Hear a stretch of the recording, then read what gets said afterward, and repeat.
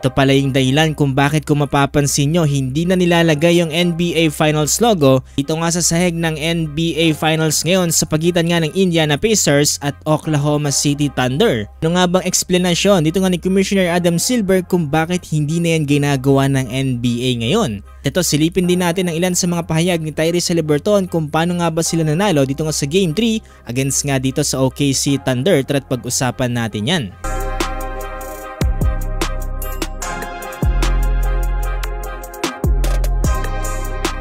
O bukas na nga mga boss, gaganapin ang game number 4 dito nga sa NBA Finals dito nga sa pagitan ng Indiana Pacers kontra nga dito sa Oklahoma City Thunder.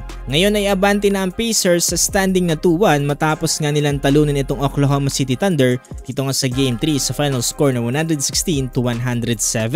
Marami nga nakapansin ngayon na tila nga ba nawala yung iconic finals logo dito nga sa NBA Finals. Dati kasi ay makikita mo talaga at malalaman mo na NBA Finals na dahil meron nga mga nakasulat sa sahig. Meron nga trophy sa gitna kasama nga ng logo ng franchise. Sa ngayon ay marami ang mga NBA fans ang nagsasabi na tila nga ba daw parang hindi nila nararamdaman ang NBA Finals dahil parang wala nga daw senyales na finals na talaga.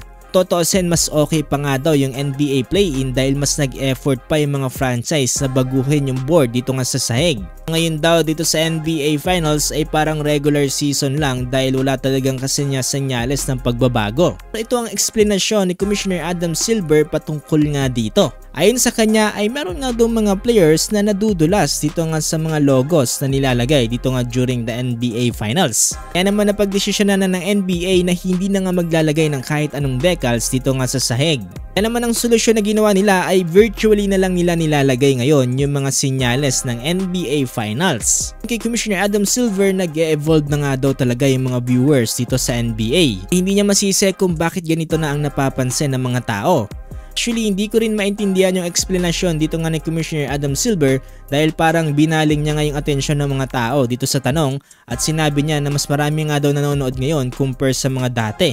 Naman base dito sa comment section, parang nakulangan sila sa sagot dito nga ni Commissioner Adam Silver at tila nga ba daw kapag ads nga daw yung sinasabi ay okay lang ilagay dito sa sahig pero yung NBA Finals ay hindi nga daw nila magawa-gawa.